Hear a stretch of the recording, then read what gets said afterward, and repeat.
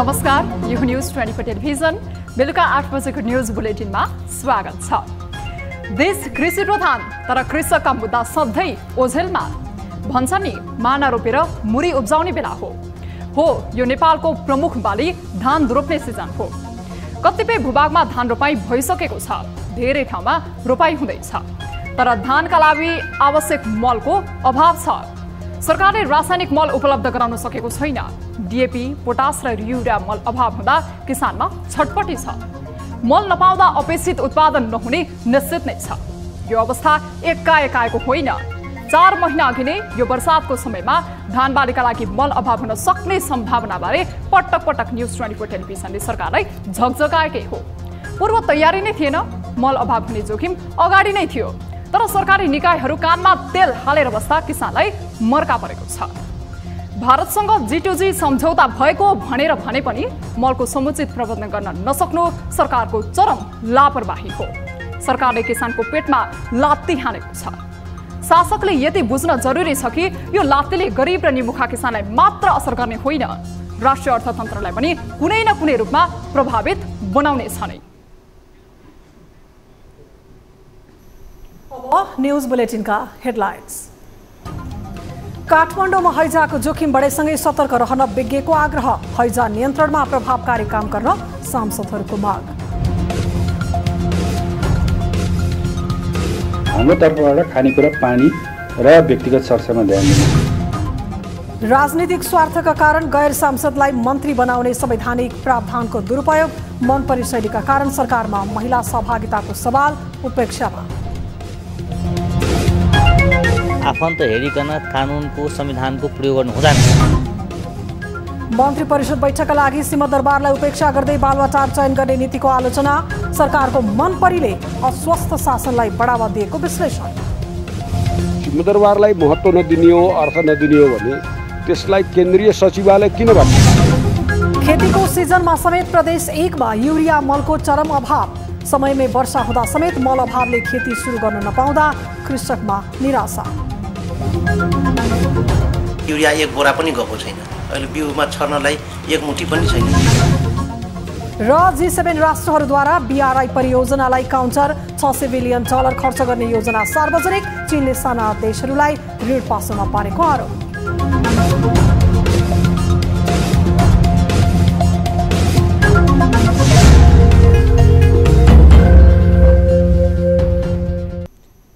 हामी निरन्तर न्यूजमा छौं।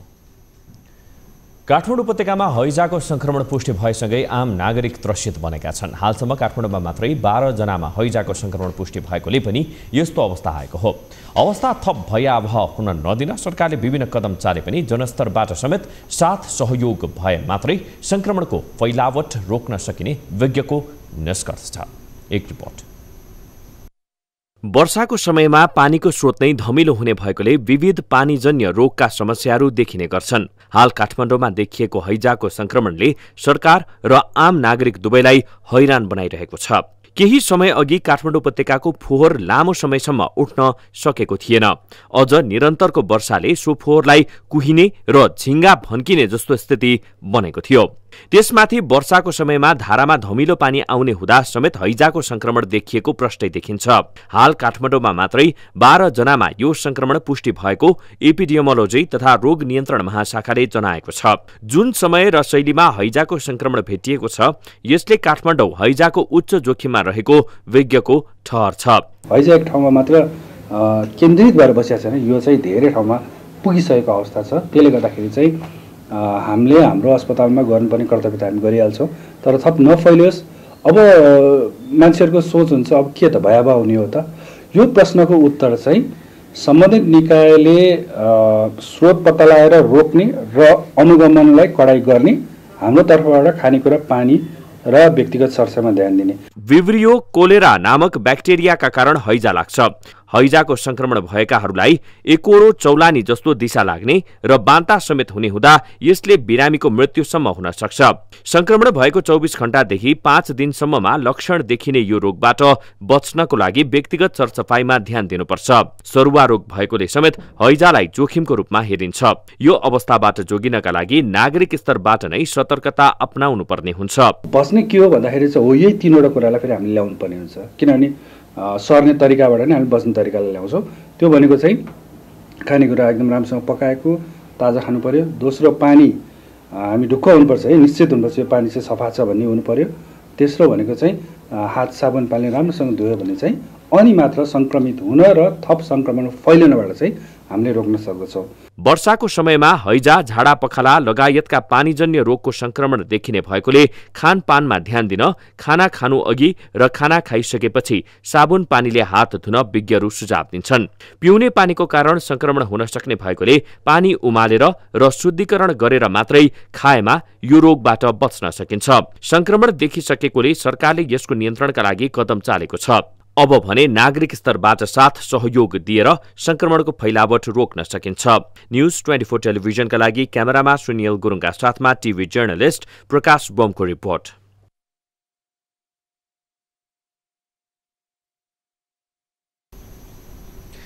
काठमाडौँ उपत्यकामा थुप्रिएको फोहोरका कारण हैजा फैलिएको भन्दै यसलाई नियन्त्रण गर्न सांसदहरूले सरकारको ध्यान आकर्षण गराएका छन्।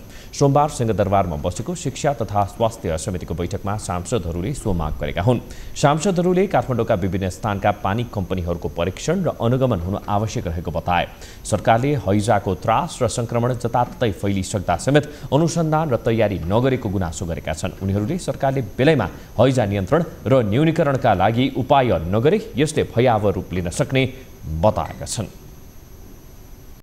विभिन्न ठाउँमा देखिएको छ, जस्तै बाग बजारबाट, दिल्ली बजारबाट, सानेपाबाट है, त्यो भनेको चाहिँ एउटै पकेटबाट चाहिँ कोलेरा देखिएको भए त त्यहाँको विशेष रूपबाट चाहिँ पानी अथवा के हुने भन्ने चाहिँ हुन्थ्यो होला।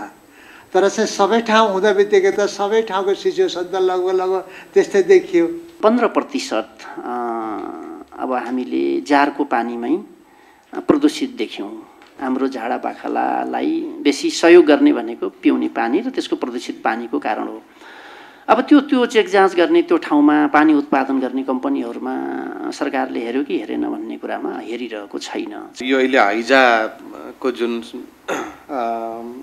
यो सरुवा रोग देखियो भन्ने जुन कुराहरूदेखि लिएर केही बिरामीहरू पनि भएर उपचार पनि केही भए, केही उपचारको क्रममा हुनुहुन्छ। सँगसँगै अलिअलि हामीले यसलाई ध्यान दिएर विभिन्न खालको सतर्कता पनि अपनाइया छ भन्ने कुराहरू पनि जुन आएको छ, त्यसको लागि धन्यवादै भन्न चाहन्छु। योभन्दा अघिल्लो वर्षमा चाहिँ हामीले इन टोटालिटीमा चाहिँ कसरी काम गरेका थियौँ र हाम्रो जनशक्ति कति पुगेको थिएन, हाम्रो त्यहाँ इक्विपमेन्ट कति पुगेको थिएन र त्यहाँ चाहिँ विगतको वर्षमा चाहिँ प्रचार चाहिँ नि कस्तो थियो भनेर विगतको डेटालाई हेरेर अनि अहिलेको प्लान प्रस्तुत गर्नुपर्छ कि मलाई चाहिँ यो चाहिँ अपुग लाग्यो है यो एपिडेमियोलोजीको शाखाबाट। यो अनुसन्धान भनेको बागबजार मात्रै होइन, हामीले अनुसन्धान गर्यौँ भने ठाउँ ठाउँमा देखिन्छ। एउटा चाहिँ के देखियो भने जहाँ हामी फोहोरका के अरे डुङ्गुरहरू देख्यौँ र एउटा निश्चित समयसम्म त्यो उठेन र त्यसले चाहिँ फैलाउने काम गर्यो त्यसले होइन। यस्तै बैठकमा सरकारले औषधिको मूल्य बढाएको विषयमा समेत सांसदहरूले प्रश्न उठाएका छन्। त मान्छे मर्छ, तर उपचार पाएर पनि मान्छे मर्ने अवस्था त हुन भएन नि। उपचार पाएर पनि मान्छे मर्ने अवस्था भनेको त अब यसलाई त हामीले कसरी चाहिँ व्याख्या र विश्लेषण गर्ने, कसरी यसलाई जस्टिफाई गर्ने। त्यस कारणले गर्दाखेरि यो औषधिको विषय भनेको धेरै संवेदनशील विषय हो। औषधिको मूल्य हिजो छ्यापछ्याप्ती समाचारमा देखियो हामीले कुन औषधिको मूल्य बढाउन पाइयो सरकारले, र उहाँले भन्नुभयो सिटामोल मात्रै होइन, सिटामोल मात्रै जनताले खाइँदैन, अरू पनि औषधि खाइन्छ र कुन औषधिको मूल्य घटाइन्छ र कुन औषधिको मूल्य बढाइन्छ? एकचोटि जानकारी पाउन सकिन्छ कि? सरकारले अहिलेको अवस्थामा नागरिकको स्वास्थ्यमा जोड दिनुपर्ने भन्दै जिम्मेवारीप्रति बढी संवेदनशील हुन समेत आग्रह गरेका छन्। दलहरूले मन्त्री सिफारिस गर्दा पार्टीका सांसदलाई छनौट गर्छन्। संविधानको धारा 78 मा गैर सांसदलाई विज्ञताको आधारमा मन्त्री बनाउन सक्ने प्रावधान भए पनि अति आवश्यक नभएसम्म यसको प्रयोग गर्नु उपयुक्त हुँदैन। गैर सांसदलाई मन्त्री बनाए 6 महिनाभित्र सांसद बनाउनु पर्ने संवैधानिक बाध्यता समेत छ। यसका बावजुद पछिल्लो समय संवैधानिक व्यवस्थाको मनलाग्दी व्याख्या गर्दै गैर सांसदलाई मन्त्री बनाइदा अनेक प्रश्नहरू खडा भएका छन्। एक रिपोर्ट। कुनै समय गैर सांसदलाई मन्त्री बनाउनु हुँदैन भनेर वकालत गरेका गोविन्द बन्दी अहिले कानुन मन्त्री छन्। आइतबारको मन्त्रीमण्डल हेरफेरमा समेत एक गैर सांसद मन्त्री बने। श्रम तथा रोजगार मन्त्रालयको जिम्मेवारी पाएका शेरबहादुर कुँवर गैर सांसद हुन्। संविधानको धारा 78 मा गैर सांसदलाई पनि मन्त्री बनाउन सक्ने प्रावधान रहे पनि त्यसका निश्चित शर्तहरू भने छन्। समावेशी सिद्धान्तबाट पनि कोही इन्क्लुड गर्नुपर्ने अवस्था आएको छ र जनप्रतिनिधिको रूपमा त्यो व्यक्ति आएको अवस्था छैन भने त्यस्तो व्यक्तिलाई पनि 6 महिनाको लागि इन्क्लुड गर्ने। त्यो चाहिँ यस्तो के हो भनेदेखि चाहिँ मन्त्री परिषदलाई आवश्यकता अनुसार त्यहाँ निर्वाचित सदस्यहरूबाट पूर्ति हुने अवस्था छैन भने बाहिरबाट ल्याउनलाई एउटा चाहिँ बाटो खोलिदिया हो। तत्कालीन प्रधानमन्त्री केपी शर्मा ओलीले गैर सांसदलाई मन्त्री बनाउने कामको सुरुवात गरेका थिए। राष्ट्रिय सभाको कार्यकाल सकिएका डाक्टर युवराज खतिवडा गैर सांसदको रूपमा उनले नै पहिलो पटक मन्त्री बनाएका थिए। नेकपा विभाजन भएपछि फेरि प्रधानमन्त्री बन्दा ओलीले रामबहादुर थापा, टोपबहादुर रायमाझी, लेखराज भट्ट, प्रभु शाह, मणिचन्द्र थापा, गौरीशंकर चौधरी र दावा लामा तामाङ गरी कुल 7 गैर सांसदलाई मन्त्री बनाए। हालको सरकारले पनि सोही शैलीलाई नै निरन्तरता दिइरहेको छ। देउवाले यसअघि गैर सांसद गजेन्द्र बहादुर हमाललाई उद्योग मन्त्री नियुक्त गरेका थिए। उनले 3 दिनमा नै राजीनामा दिएका थिए। पछि कानुन मन्त्रालयको जिम्मेवारीमा गोविन्द बन्दी आए भने आइतबार गरिएको मन्त्रीमण्डल हेरफेरमा पनि गैर सांसद कुँवर श्रम मन्त्री बनेका छन्।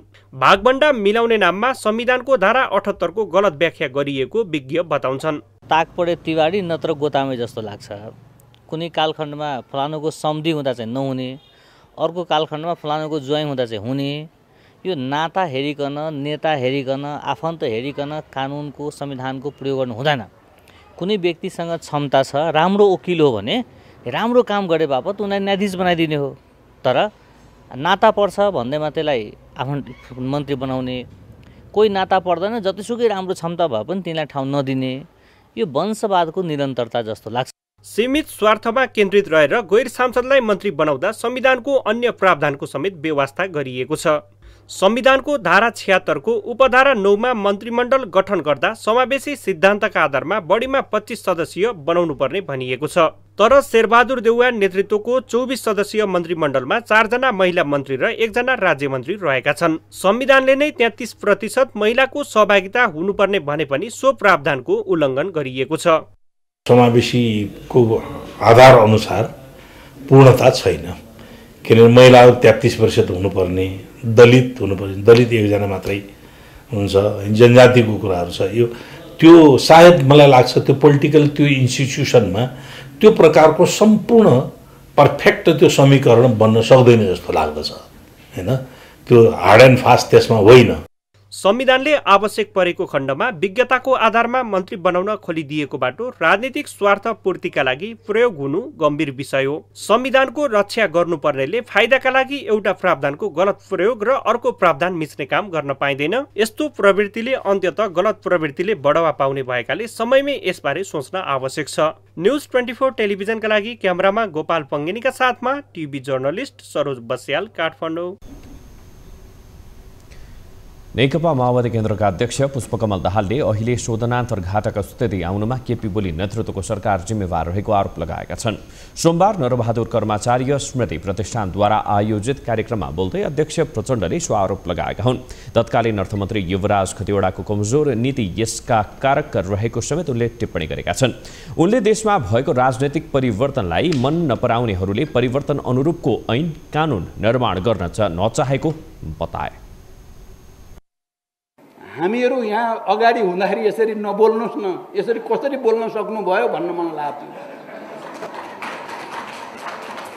हाम्रो अगाडि उहाँले जो शोधान्तर घाटाको कुरा गर्नुभयो, त्यो शोधान्तर घाटाको आज जो स्थिति छ यसको प्रणेता, यसको जन्मदाता केपी ओली नेतृत्वको सरकार र युवराज खतिवडा हो। कार्यक्रममा बोल्दै पूर्व प्रधानमन्त्री तथा एकीकृत समाजवादीका सम्मानित नेता झलनाथ खनालले कांग्रेसलाई पनि समाजवाद अँगाल्न सुझाव दिए। कांग्रेसले नचाहे समाजवादी शक्तिहरूको ध्रुवीकरण गर्नुपर्ने उनको तर्क छ। आफ्नै पार्टीको 2/3 बहुमत भएको संसदलाई विघटन गर्न थाल्ने, एक पटक पनि होइन, दोहोरिए विघटन गर्न थाल्ने अनि त्यस पछाडि देशमा निरङ्कुश शासन व्यवस्था स्थापना गर्न थाल्ने अनि जम्मैका जम्मै सत्तालाई केन्द्रीकरण गर्ने, उता राजस्व पनि आफ्नै मातहतमा ल्याइरहेछ, गुप्तचरलाई पनि आफ्नै मातहतमा ल्याइरहेछ अनि साराका सारा चिजहरूलाई आफ्नो मातहतमा ल्याएर राख्ने अनि समाजवादको यात्रा हुन्छ त? हुँदैन। झलनाथ खनालको प्रस्तावप्रति कांग्रेसका वरिष्ठ नेता रामचन्द्र पौडेलले पनि कडा टिप्पणी गरे। हालै मन्त्री फेरबदलमा एकीकृत समाजवादीको शैलीको आलोचना गर्दै उनले भाग बण्डाका लागि मन्त्री फेर्ने बानी समाजवादी चरित्र नभएको टिप्पणी गरे। बाबा एउटा पार्टीमा एउटा चाहिँ सरकारमा मान्छे मन्त्री गएका छन्, 4 दिन चाहिँ काम गर्न पाएको छैन, फेरि त्यसलाई हटाउनु पर्यो, फेरि पालो पुर्याउनु पर्ने, त्यो नि पार्टी सिस्टम हो। सबैको पालो पुर्याउनु पर्ने मन्त्री बन्नलाई त्यो कहाँ त्यस्तो हुन्छ? त्यस्तो हुँदैन नि, सबैको पालो पुग्ने कुरा। र म त एउटा प्रश्न भन्न चाहन्छु आज, के समाजवादको कुरा गर्दा के रामकुमारी झाँक्रीलाई धरधरी रुवाएर समाजवाद आउँछ यो देशमा? कसरी आउँछ? नेता पौडेलले समाजवादको नारामा प्रतिक्रियावादी प्रवृत्ति देखाउने गरिएको भन्दै अब राजनैतिक दलका नेता तथा कार्यकर्ता बदलिनुपर्ने भनाइ राखे।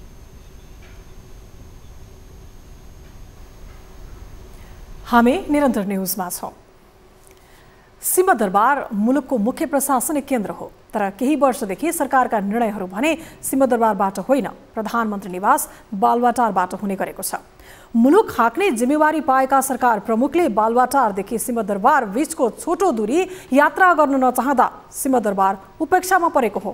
यसले सरकारका मुख्य सचिव लगायतलाई सरकारी फाइल बोकेर बालुवाटार धाउनुपर्ने अवस्था सृजना गरेको छ। एक रिपोर्ट। तत्कालीन प्रधानमन्त्री केपी शर्मा ओलीले मन्त्री परिषद बैठकका लागि बालुवाटार नै रोज्थे। सहजताका लागि उनले गरेको सो निर्णय त्यतिबेला प्रतिपक्षमा रहेका कांग्रेस लगायतका दललाई पाच्य थिएन। यही विषयमा यी दलका नेताहरूले सार्वजनिक रूपमा नै ओली सरकारको आलोचना गर्थे। हाल नेकपा एमाले प्रतिपक्षमा सीमित भएको छ भने कांग्रेसको नेतृत्वमा 5 दलीय गठबन्धनको सरकार छ। तर पनि मन्त्री परिषदको बैठक भने अझै पनि बालुवाटारमै हुने गरेको छ। केही बैठक सिंहदरबारमा हुने गरे पनि अधिकांश बैठक बालुवाटारमै हुने गरेको हो। विगतमा आफैले विरोध गरेको कदम दोहोर्याए पनि कांग्रेसका नेता भने यो प्रवृत्तिको बचाउ गर्छन्।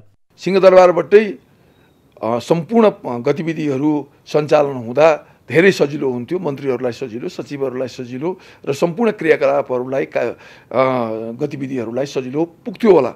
तर प्रधानमन्त्रीहरूका उमेर, स्वास्थ्य यी सबै कारणहरूले गर्दा चाहिँ उहाँहरूले त्यो कुरालाई निरन्तरता दिन अर्थात् सिंहदरबारबाटै सरकारका सम्पूर्ण गतिविधिहरू सञ्चालन गर्ने कुरालाई निरन्तरता दिन सकिएको देखिएको छैन। नियमित रूपमा गरेकोले यो विषय विस्तारै ओझेलमा परे पनि हालै मन्त्री पद गुमाएका विरोध खतिवडा भने यसको विरोध गर्छन्। जे काम जहाँ गर्न भनिएको हो त्यो त्यही नै हुनुपर्छ। तर कहिलेकाहीँ त्यो के भन्छ काबु बाहिरको परिस्थिति हुँदाखेरि चाहिँ त्यो हामीले पनि हेरिदिनुपर्छ, त्यो कुराहरू मिडियाले नै हेरिदिनुपर्छ। सरल बेलामा चाहिँ आफ्नो आरामको लागि राज्यको साधन स्रोत दुरुपयोग गर्ने, आफ्नो आरामको लागि सिंहदरबारको लागि चाहिँ आफ्नो क्वार्टरमा अथवा निवासमा ल्याएर भित्र्याउने, समय श्रम को खर्च हुने यो पोजिटिभ मान्न सकिँदैन। सरकारले लामो समयदेखि यो शैली अपनाउँदा यसको असर कर्मचारी तन्त्रलाई समेत परेको छ। सरकारी फाइलहरू सिंहदरबार परिसरमै हुनुपर्नेमा सरकारलाई बालुवाटार प्यारो हुँदा यसले व्यथितिलाई मलजल गरेको छ। बालुवाटारलाई सिंहदरबार भन्दा बढी महत्व दिनुलाई विज्ञले भने अस्वस्थ शासनको संज्ञा दिएका छन्। प्रत्येक प्रधानमन्त्रीले सिंहदरबारमा बसेर गर्ने काम मन्त्री परिषद कार्यालयमा गर्छ। यदि त्यसो हो भने सिंहदरबारको काम जहाँ प्रधानमन्त्रीको चाहिँ कार्यालय हुन्छ, मन्त्री परिषद सचिवालय हुन्छ, त्यसको बोर्ड लगेर प्रधानमन्त्रीकै चाहिँ निवासमा बालुवाटारमै टाँसे भइहाल्यो नि। सिंहदरबारलाई महत्त्व नदिने हो, अर्थ नदिने हो भने त्यसलाई केन्द्रीय सचिवालय किन भन्ने, यसको उत्तर सरकारले दिनुपर्छ। सत्तामा पुगेपछि शक्ति आर्जन हुन्छ, तर योसँगै जिम्मेवारीको भारी पनि जोडिएको हुन्छ। शक्ति छ भन्दैमा मनपरी गर्दा यसको असर समग्र मुलुक र शासन प्रणाली नै प्रभावित हुने जोखिम हुन्छ। सीमित फाइदाका लागि बालुवाटारलाई प्राथमिकतामा राख्दै मुलुकको प्रशासनिक भवनको उपेक्षा गर्नुभन्दा गल्ती सच्याउनु उपयुक्त हुन्छ। न्युज 24 टेलिभिजनका लागि क्यामेरामा कान्छा डङ्गोलका साथमा टिभी जर्नलिस्ट राजन ढकालको रिपोर्ट। नेकपा एकीकृत समाजवादीका अध्यक्ष माधव कुमार नेपालले आगामी प्रतिनिधि सभा र प्रदेश सभा निर्वाचनमा पार्टीले 20 लाख मत प्राप्त गर्न आवश्यक रहेको बताएका छन्। सोमबार पार्टीको केन्द्रीय परिषदको पहिलो बैठकलाई सम्बोधन गर्दै अध्यक्ष नेपालले सो कुरा बताएका हुन्। उनले स्थानीय तह निर्वाचनमा पार्टीले 28% ठाउँमा उम्मेद्वार खडा गरेको र 9 लाख मत प्राप्त गरेको उल्लेख गरे। उनले आगामी निर्वाचनमा सफल बन्नका लागि सबै स्थानमा उम्मेद्वार उठाउनुपर्ने बताए।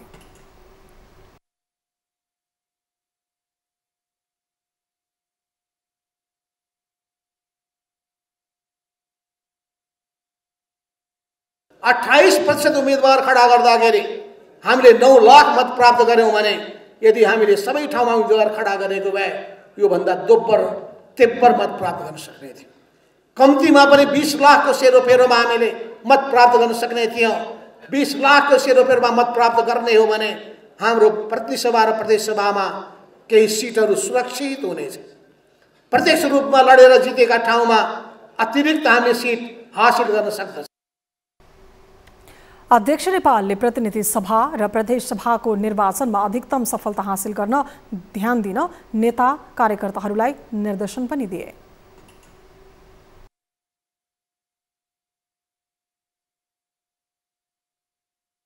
प्रतिनिधि सभा र प्रदेश सभाको निर्वाचन अब हाम्रो सम्पूर्ण ध्यान त्यही निर्वाचनमा तयार गर्ने, त्यो निर्वाचनमा अधिकतम सफलता हासिल गर्ने, अरूमाथि भरोसा गरेर चल्ने होइन। हामीले आफ्नो शक्ति निर्माण गर्ने कामको लागि 165 वटा निर्वाचन क्षेत्रमा हामीले अहिलेदेखि नै उम्मेदवार, अहिलेको निम्ति त्यो उम्मेदवार हामीले हुनसक्छ पार्टी प्रतिनिधि होस्। फरक प्रसङ्गमा बोल्दै अध्यक्ष नेपालले विश्व शक्ति राष्ट्रहरूका बीचमा द्वन्द्वका खतराहरू देखिएको भन्दै त्यसमा नेपाल सजग हुनुपर्ने उल्लेख गरेका थिए। नेपालमा वैदेशिक रोजगारीप्रति विशेष आकर्षण छ। राम्रो कमाई हुने र काम गर्ने अवसर पाइने भएकोले विदेश गएर काम गर्ने विकल्प युवा वर्गको छनौटमा पर्ने गरेको हो। तर युवाहरूलाई विदेश जान भने सहज हुने गरेको भने छैन। विशेष गरी म्यान पावरको आवरणमा ठगी धन्दा गर्नेहरूको संख्या बढी भएकाले यस्तो अवस्था आएको हो। इटहरीमा 60 भन्दा बढी अवैध म्यान पावर सञ्चालनमा छन्। यस्ता अवैध म्यान पावरका कारण युवा पुस्ता ठगिने जोखिम पनि बढेको छ। एक रिपोर्ट। मेन पावर व्यवसायको वैदेशिक रोजगारीको क्षेत्रमा ठूलो योगदान छ। अवसर नपाएका युवा वर्गलाई विदेशमा अवसर खोजेर सहजीकरण गर्ने गरेकाले पनि धेरै युवाहरू अहिले विदेश पुग्न सम्भव भएको हो। तर यस्तो कारोबारका लागि सरकारसँग इजाजत लिनुपर्ने प्रावधान छ। इटहरीमा भने मेन पावरको शाखा भन्दै स्थापना भएको कार्यालयले लाइसेन्स नलिने गरेको पाइएको छ। आइतबार मात्रै श्रम तथा रोजगार कार्यालय विराटनगरले इटहरीमा सञ्चालित 7 वटा मेन पावरमा छापा मारेको छ। तीमध्ये 3 वटा मेन पावर कम्पनी अवैध सञ्चालनमा रहेको भेटिए। यस्ता कार्यालयले ठगी गरेको गुनासोको आधारमा छापा मारिएको हो। अनुगमन गर्ने क्रममा आज अब अनुगमनको सूचना पहिलो जानकारी भएर हो कि के हो, अधिकांश सञ्चालकहरू नभएको भेटिएको अवस्था छ र हामीले अब पहिलोपटक भएर पनि होला अब सबै अब जहाँ हामीले भेटेका छौँ त्यहाँ कबुलियत गराएका छौँ र उहाँहरूले चाहिँ अब दर्ता गराएर इजाजत पत्र लिएर मात्रै सञ्चालन गर्ने भन्ने पनि प्रतिबद्धता व्यक्त गर्नुभएको छ। अनुगमनका क्रममा अन्य अवैध कार्यालयको समेत खुलासा हुने सम्भावना भए पनि सूचना चुहिएकाले धेरैजसो कार्यालयले ताला लगाएर हिँडेको समेत पाइएको थियो। अनुगमन गरिएका मेन पावर कम्पनी मध्ये हरिमगरले सञ्चालन गर्ने ग्रान्ड स्वीट, टङ्कमान राईको प्रोग्रेसिभ र दीपक खतिवडाको लाइफलाइन मेन पावर अवैध भेटिएका हुन्। अवैध रूपमा सञ्चालित यस्ता मेन पावर कम्पनीका कर्मचारीलाई समेत न्यूनतम पारिश्रमिक समेत नदिए काममा लगाएको समेत भेटिएको छ। ठगी लगायतका उजुरीहरू निरन्तर आउन थालेकाले अनुगमन गरिएको श्रम कार्यालयले जनाएको छ। इटहरी उपमहानगर क्षेत्रमा अवैध रूपमा सञ्चालित यस्ता कम्पनीहरू सञ्चालन गर्न नदिने इलाका प्रहरी कार्यालयले जनाएको छ। ठगीको परिभाषा त पर्यो भने चाहिँ ठगीमा हामीले स्पष्टमा हामी चाहिँ ठगीमा मानव बेचबिखन जस्ता लगायत अपराधहरूमा हामीले क्वेसनमा हामीले चाहिँ कारवाही हामी गर्छौँ नै र गरि पनि रहेका छौँ र कतिपय चाहिँ अब वैदेशिक रोजगारसँग सम्बन्धित समस्या हो भने चाहिँ हामीले वैदेशिक रोजगार विभागसँग चाहिँ हामीले समन्वय गरेर त्यसपछि हामीले चाहिँ अब कारवाही चाहिँ हामीले अगाडि बढाइरहेका छौँ। समय समयमा अनुगमन नहुँदा इटहरी उपमहानगर क्षेत्रमा अवैध रूपमा सञ्चालित यस्ता मेन पावरको संख्यामा वृद्धि भइरहेको अवस्था छ, जसले गर्दा वैदेशिक रोजगारीमा जानेहरू ठगिने क्रम समेत बढ्दो अवस्थामा छ। अनुगमन मात्र गर्ने भन्दा पनि अवैध रूपमा सञ्चालन गर्ने यसका सञ्चालकहरूलाई कानूनी दायरामा ल्याउनु जरुरी छ। न्यूज 24 टेलिभिजनका लागि सुनसरीबाट टिभी जर्नलिस्ट मनोज भुजेलको रिपोर्ट। न्यूजहरू अझै बाँकी छन्, अब पालो ब्रेकको।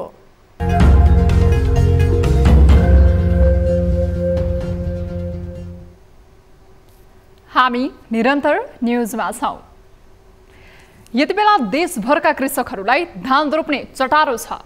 माना रोपेर मुरी उमार्ने दिन नजिकिँदा समेत कृषकहरू भने मलको चिन्तामा डुबेका छन्। हरेक वर्ष देखिने गरेको मल अभावको समस्याले यस वर्ष पनि उनीहरूलाई सताएको छ। प्रदेश 1 मा पनि डीएपी र पोटास मल केही मात्रामा भए पनि धानका लागि आवश्यक हुने युरिया नहुँदा कृषकहरू मारमा परेका छन्। एक रिपोर्ट। नेपालको कुल खेतीयोग्य जमिन मध्ये करिब 50% धान रोपाई हुँदै आएको छ। धान रोपाईलाई नेपालमा प्रमुख बालीकै रूपमा लिइन्छ। यति हुँदाहुँदै पनि हरेक वर्ष धान रोप्ने समयमा कृषकहरू मल नपाएर भौतारिन बाध्य छन्। वर्षौंदेखि यो समस्या दोहोरिँदै आएको भए पनि मल पुर्याउन भने सरकार उदासीन देखिन्छ। संसदमा सरकारले मल ल्याउने प्रतिबद्धता जनाए पनि कृषकहरूको मल अभावको समस्या भने यथावत छ। प्रदेश 1 का कृषकहरूले पनि न हाल आवश्यक युरिया मल पाएका छन्, न डीएपी र पोटास मल नै। डीएपी चाहिन्छ अनि पोटास चाहिन्छ अलिकति। अहिले तत्कालको लागि यो किराहरू मार्नको लागि पोटास चाहिन्छ अनि युरिया चाहिन्छ। अनिवार्य यो 3 थोक चाहिँ हामीलाई चाहिन्छ। प्रदेश 1 को कृषि सामग्री कम्पनी लिमिटेडले कोटा अनुसार केही मल दिए पनि किसानलाई पुगेको छैन। मल नआएकाले नै किसानले नपाएको भन्दै जिम्मेवार निकाय पन्छिने गरेका छन्। 3-4 महिनादेखि अब युरिया 1 बोरा पनि गएको छैन। अहिले बिउमा छर्नलाई 1 मुठी पनि छैन युरिया, कहीँ कतैबाट आएको छैन। अब आउने भनेको युरिया त्यही पारी छिमेकी पारीबाट यसो आउँछ, त्यही किसानहरू कता कताबाट 1-2-4 किलो त्यो म्यानेजमेन्ट गरेको छ। होइन भने यहाँ कृषि सामग्री कम्पनी र साल ट्रेडिङबाट यो युरियाको अहिले 1 मुठी पनि छैन। हाल कृषि सामग्री कम्पनी लिमिटेडका गोदामहरूमा करिब 650 मेट्रिक टन डीएपी मौजदात रहेको छ भने 1015 मेट्रिक टन पोटास मौजदात छ, तर युरिया मल भने उपलब्ध छैन। यो 650 नै रहेको होइन, लाँदै हुनुहुन्छ। तर के भयो भने एउटा सहकारी संस्थालाई भाग गरेर लगाउँदाखेरि थोरै परिमाण पर्यो, त्यो लगेर बेच्न गाह्रो हुने भएर कति संस्थाले त लानुभएकै छैन, अझै बाँकी छ, लाँदै हुनुहुन्छ क्रमशः अलिअलि। केहीले नलाने भनेर पहिले बस्नुभयो र पनि अहिले चाहिँ साह्रै समस्या भनेर लाँदै हुनुहुन्छ। यसरी जाने क्रममा चलिराखेको छ। कृषि सामग्री कम्पनी लिमिटेड प्रादेशिक कार्यालय विराटनगरले प्रदेश 1 को 14 जिल्ला र प्रदेश 2 को सिराहा र सप्तरीमा हाल मल वितरण गर्ने गरेको छ। प्रदेश 1 मा 3,40,000 हेक्टरमा धान खेती हुने गरेको छ भने मोरङमा 78 देखि 82,000 हेक्टरमा धान खेती हुने गरेको कृषि निर्देशनालयले जनाएको छ। प्रदेश 1 को कृषि सामग्रीमा मल नहुँदा यी सबै जिल्ला प्रभावित भएको छ। सरकारले उत्पादन बढाएर आयात प्रतिस्थापन गर्ने नीति लिए पनि कृषिका लागि अत्यावश्यक कुराहरूमा नै ध्यान नदिँदा नीति कागजमै सीमित भएको छ। न्यूज 24 टेलिभिजनका लागि मोरङबाट तारा आचार्यको रिपोर्ट। कोरोना महामारीको दोस्रो लहर आएसँगै संघीय सरकारले स्वास्थ्य कर्मीहरूलाई 50% जोखिम भत्ता दिने घोषणा गरेको थियो। यही शैली पछ्याउँदै लुम्बिनी प्रदेश सरकारले समेत संकै जस्तो घोषणा गर्यो। लामो समयसम्म जोखिम मोल्दै स्वास्थ्य कर्मीहरूले कोरोना संक्रमितको उपचार समेत गरे, तर संघ र प्रदेश सरकारले घोषणा गरेको भत्ता भैरह स्थित भीम अस्पतालका स्वास्थ्य कर्मीले हालसम्म पनि पाउन सकेका छैनन्। एक रिपोर्ट। कोरोना महामारीको समयमा भैरह स्थित भीम अस्पताललाई कोभिड विशेष अस्पतालमा रूपान्तरण गरिएको थियो। सो निर्णयसँगै अस्पतालमा कार्यरत 174 जना स्वास्थ्यकर्मी नै खटिए। सरकारले सो समयमा काम गर्ने स्वास्थ्यकर्मीलाई जोखिम भत्ता दिने उद्घोषणा गरेको थियो, तर हालसम्म उनीहरूले सो भत्ता पाउन सकेका छैनन्। 2078 साल साउनदेखि पुससम्मको भत्ता बापत 1,49,80,00,000 रकम स्वास्थ्यकर्मीले पाउन बाँकी छ। अघिल्लो आर्थिक वर्षको वैशाखदेखि असारसम्म 3 महिनाको भत्ता पनि अझैसम्म नपाएको स्वास्थ्यकर्मीको गुनासो छ। उनीहरूले अब पनि भत्ता दिन ढिलाइ गरे आन्दोलन नै गर्ने चेतावनी दिएका छन्। 175 जना कर्मचारीले वैशाखको 1 गतेदेखि दोस्रो लहरको कोभिड महामारीको सम्बन्धमा हामी सम्पूर्ण पत्रकार वर्गलाई पनि थाहा छ, पुरा पब्लिकलाई थाहा छ, जनतालाई थाहा छ र भीम अस्पतालमा कर्मचारीले पुर्याएको सेवाप्रति पनि सबै उजागर हुनुहुन्छ। कुन तरिकाले सेवा गरे हो त्यति बेला गरेको त्यो श्रमको त्यो जोखिम उठाएको त्यो जोखिम बापतको सरकारले दिने जुन एउटा भत्ता थियो सरकारले आफैले तोकेको। स्वास्थ्यकर्मीलाई 6 महिनाका लागि जोखिम भत्ता उपलब्ध गराउने भनिएको थियो। केन्द्र र लुम्बिनी प्रदेश सरकारले 50% भत्ता दिने भने पनि हालसम्म यसको प्रक्रिया अघि नबढ्दा स्वास्थ्यकर्मी असन्तुष्ट बनेका छन्। चाँडैभन्दा चाँडै हामीले गरेको कुराहरूलाई सम्बोधन गरोस् र सरकारसँग हाम्रो यही अपिल छ कि हामीले चाहिँ यो हाम्रो भत्ताहरू चाहिँ के छ असारभित्रै चाहिँ यो चाहिँ सम्बोधन गरेर माग पुरा गऱ्यो भने हामीले अगाडिलाई केही गर्नुपर्ने जस्तो अवस्था देखिन्छ। सरकारले 50% भत्ता दिन्छु भनेर जुन वादा गरेको थियो अहिलेसम्म हामीले हेर्न पनि पाएको छैन। हामीले पटक पटक मन्त्रालयमा गएर सरकारलाई भन्न खोजेर पत्र लेखेर भए पनि हामीले पाउन खोज्दा पनि त्यसको बारेमा केही पनि निष्कर्ष नआउँदा भनेर हामीले सङ्घर्ष समिति बनाएको हो। जोखिम भत्ताको विषय बारम्बार उठेपछि अस्पताल प्रशासनले भत्ता उपलब्ध गराउन प्रदेश र संघ सरकारलाई पत्राचार गरिसकेको छ। तर रकम नआएकोले भत्ता वितरण गर्न नसकिएको अस्पतालको भनाइ छ। भत्ताको काम प्रक्रियामा रहेकोले सेवा ठप्प नपार्न प्रशासनले स्वास्थ्यकर्मीलाई आग्रह समेत गरेको छ। पैसा नआएपछि संघर्ष समिति गठन गरेर अस्पतालको काममा हेम्पर गरेर अस्पतालको कामलाई बाधा पुर्याएर सुपरिन्टेन्डेन्टलाई प्रशासनलाई टर्चर दिएर पैसा आउँछ भने भन्नुहोस्, पैसा आउँछ भने हामी दिन तयार छौँ। तर त्यो गरेर पैसा आउने होइन नि, काममा बाधा पुऱ्यायो भने यो पनि राम्रो कुरा होइन। अस्पतालको काम हुन पर्यो, ओपीडी बन्द हुन भएन, इमर्जेन्सी बन्द हुन भएन, ओटी बन्द हुन भएन। स्वास्थ्यकर्मीले जोखिम मोलेरै कोरोना महामारीको समयमा काम गरेका हुन्। सरकारले पनि सो योगदानलाई प्रोत्साहित गर्न भत्ता दिने भनेको हो। हाल महामारी कम भएकोले सो प्रतिबद्धता पूरा गर्न आलटाल गर्ने प्रवृत्तिलाई स्वीकार्न सकिँदैन। सोही कारण अब ढिलो नगरी भत्ता उपलब्ध गराउने गरी सम्बन्धित निकायले काम गर्न सक्नुपर्छ। न्यूज 24 टेलिभिजनका लागि भैरहवाबाट टिभी जर्नलिस्ट प्रकाश नेउपानेको रिपोर्ट। हामी निरन्तर न्यूजमा छौं। भूमि व्यवस्था सहकारी तथा गरिबी निवारण मन्त्री शशि श्रेष्ठले जग्गा धितो राख्न रोक नलगाएको बताएकी छन्। सोमबार राष्ट्रिय सभा बैठकमा विनियोजन विधेयक 2079 मा बोल्दै मन्त्री श्रेष्ठले स्थानीय तहबाट जग्गाको वर्गीकरण भए पश्चात मात्र कित्ता काट र धितो राखी ऋण लिन पाउने व्यवस्था गरिएको बताएकी हुन्। हालका लागि भने जग्गाको किसिम कृषि क्षेत्र हो कि गैर कृषि क्षेत्रको हो भन्ने कुरा मात्रै खुलाए पुग्ने व्यवस्था गरेको उनको भनाइ थियो, जसका कारण कृषि योग्य जग्गाको संरक्षण र खाद्य सुरक्षाको अवस्थामा सुधार आउने श्रेष्ठले जिकिर गरिन्। जग्गाको किसिम के हो, कृषि क्षेत्र हो वा गैर कृषि क्षेत्र हो, यति मात्रै खुलाए पुग्ने व्यवस्था गरेको हो। यसको मुख्य उद्देश्य नै कृषि योग्य जग्गाको संरक्षण र खाद्य सुरक्षाको अवस्थामा सुधार ल्याउनु रहेको हो। मन्त्री श्रेष्ठले जग्गाको वर्गीकरण गर्न स्थानीय तहलाई निर्देशन गरेको पनि बताएकी थिइन्। सबै स्थानीय तहको भू उपयोग नक्सा तथा तथ्याङ्क तयार गरी स्थानीय तहहरूलाई हस्तान्तरण गरिसकेको जानकारी पनि उनले गराएकी थिइन्। खोटाङको दिक्तेलमा निर्माण गरिएको सपिङ कम्प्लेक्स र चिल्ड्रेन फन पार्क निर्माण सम्पन्न भएको 4 महिनामै भाँसिएको छ। व्यावसायिक प्रायोजनका लागि दिक्तेल रूपाकोट मजुवागढी नगरपालिका र संस्कृति पर्यटन तथा नागरिक उड्डयन मन्त्रालयको साझेदारीमा कम्प्लेक्स र पार्क निर्माण गरिएको थियो। उमा लामा अन्सुबी जेमीले निर्माण गरेको 4 करोड 37 लाख रुपैयाँमा निर्माण सम्पन्न भएको कम्प्लेक्स सम्पन्न भएकै 4 महिनामै भाँसिएको हो। र मैले लगायत स्थानीय नागरिक समाज, बुद्धिजीवी, प्रशासन लगायत हाम्रो नगर प्रमुख सबैले हामीले त्यो चिल्ड्रेन पार्कको चाहिँ कम्पाउन्ड अवलोकन गऱ्यौँ र त्यो हेर्दाखेरि सबै एकदमै गुणस्तरहीन र त्यसको चाहिँ बेसहरू नबनेको र अहिले सानो पानीले नै चाहिँ चिराचिरा बनेर अब तुरुन्तै पल्टने अवस्थामा भेट्यौँ। अनुगमनपछि निर्माणमा कमजोरी देखिएको भए कानुन अनुसार कारबाही गरिने पनि दिक्तेल रूपाकोट मजुवागढी नगरपालिकाले जनाएको छ। कानुन या राम्रो काम गर्दा गर्दै उहाँले राम्रो गर्न खोज्दा खोज्दै अब यो काम गर्दाखेरि यो पहाडी भूगोल छ, यहाँको समस्या छ, त्यो राम्रो काम गर्दा गर्दै पनि क्षति हुन सक्छ। त्यो चाहिँ जसले काम गरिरहनु भएको छ, जुन यो निर्माण व्यवसायीले काम दिनुभएको छ, उहाँले आफ्नो दायित्व पुरा गर्ने कर्तव्य हुन आउँछ।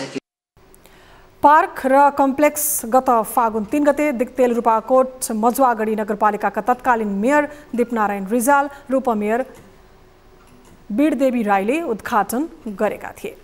अब बिजनेस न्यूज। अर्थमन्त्री जनार्दन शर्माले देश र जनताको पक्षमा आगामी आर्थिक वर्षको बजेट ल्याएको तर्क पेश गर्दै राजीनामा नदिने स्पष्ट पारेका छन्। सोमबार राष्ट्रिय सभामा विनियोजित बजेटका विषयमा सांसदहरूले उठाएका प्रश्नहरूको जवाफ दिँदै अर्थमन्त्री शर्माले आगामी आर्थिक वर्षको बजेट देश र जनताको पक्षमा ल्याएको र विपक्षी दललाई अनैतिक लागेकै कारण राजीनामा नदिने बताएका हुन्। उनले करका दर परिवर्तन भएको विषयमा आफू र सरकार जवाफदेही र जिम्मेवार समेत रहेको उल्लेख गरे। यो बजेट जनताको पक्षमा ल्याएको कारणले, देशको पक्षमा ल्याएको कारणले यो कसैलाई अनैतिक लागेर राजीनामा दिनुपर्ने माग उठ्दैमा अब त्यही गर्नुपर्छ भन्ने कुरा होइन। इतिहासले पुष्टि गर्नेछ, भोलि यो सही र गलत इतिहासले पुष्टि गर्नेछ। अर्थमन्त्री शर्माले बजेट कार्यान्वयन हुँदा सरकारका संरचनालाई सुदृढ गर्ने, कानूनहरूलाई राम्रो बनाउने र आम जनतालाई सहभागी गराउने विषय बजेटमा उल्लेख गरेको दावी गरे।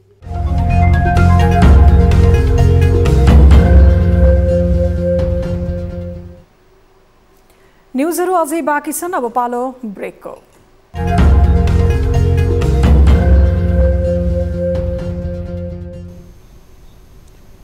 हामी निरन्तर न्यूजमा छौं। अब स्पोर्ट्स न्यूज।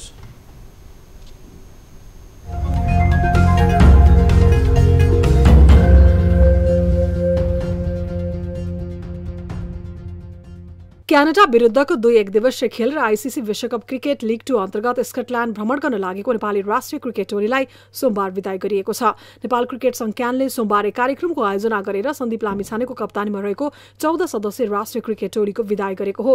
टोलीलाई राष्ट्रिय खेलकुद परिषद राखेपका सदस्य सचिव टंकलाल खिसिङ, क्यानका अध्यक्ष चतुरबहादुर चन्द, कोषाध्यक्ष रोशन सिंह लगायतले विदाई गरे। नेपाली टोलीले आगामी असार 29बाट स्कटल्याण्डमा हुने विश्वकप लीग 2 तथा सो प्रतियोगिता अघि क्यानाडामा रहेको स्थानीय एक क्लबसँगको अभ्यास खेल तथा क्यानाडाको राष्ट्रिय टोलीसँग हुने एक दिवसीय खेल खेल्ने तालिका छ। घोषणा भएको टोलीमा नयाँ 2 अनुहार बाहेक अधिकांश अमेरिका सिरिजमा रहेका खेलाडी समेटिएका छन्। टोलीमा पवन सराफले पुनरागमन गरेका छन् भने वासिर अहमदले एक दिवसीय टोलीमा पहिलो पटक मौका पाएका छन्। सागर ढकाल र सुसन भारी भने टोलीबाट बाहिरिएका छन्। नेपालले स्कटल्याण्डमा लीग 2 अन्तर्गत घरेलु टोली र नामिबियासँग खेल्नेछ।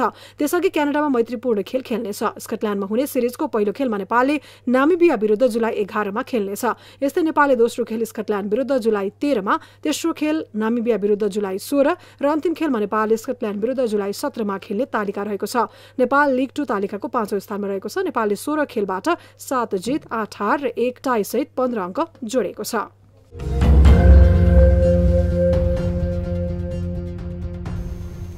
अब 24 वेदर अपडेट।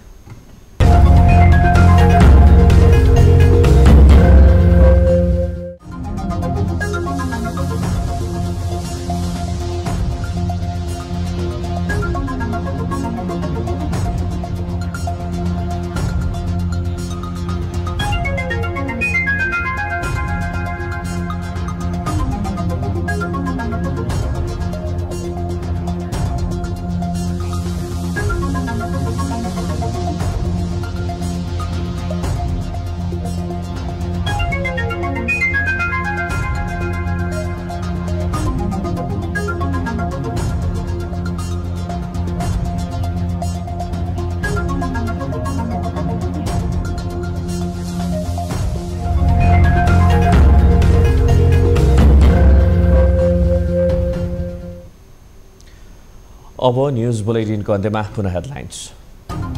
काठमाडौँमा हैजाको जोखिम बढेसँगै सतर्क रहन विज्ञको आग्रह। हैजा नियन्त्रणमा प्रभावकारी काम गर्न सांसदहरूको माग।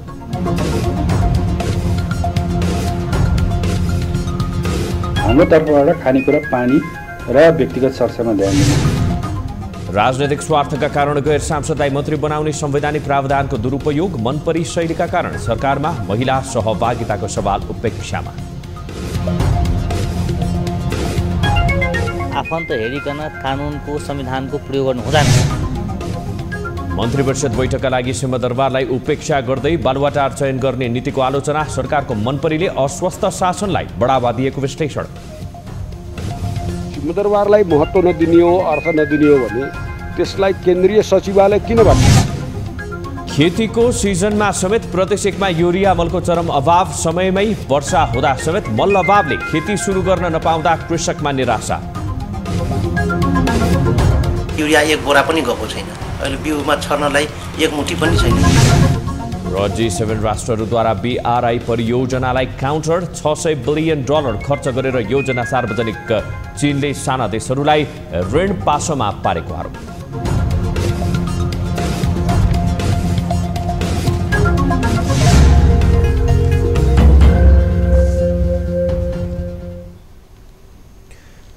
बेलुका 8 बजेको न्युज बुलेटिन अहिलेलाई यति नै। ताली र गाडीमा हामीले सोधेको प्रश्न, नेकपा एकीकृत समाजवादीले 5-6 महिना मात्रै काम गर्न पाउने गरी केही सांसदलाई मन्त्री बनाउँदैछ।